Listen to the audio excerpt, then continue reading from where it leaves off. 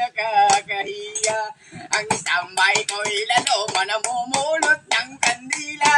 At yan ako ay umatensyo, na kandilang inibod ko. Ibinenta ko sa Binondo, nabili ng tigotyo ang kilo. Kahit hirap pala ng negosyo, na pinupulot sa may semeteryo. Ang naging bahay kong bungalo, ay laging dinadalaw ng multo. Aray.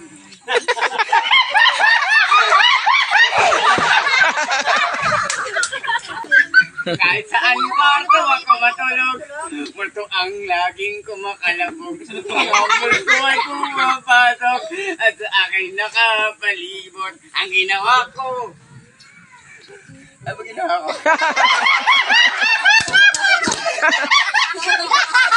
Rubedo, tambugal na to. Nakatakot eh. At yan ang aking bungalo, binenta ko. Pati multo.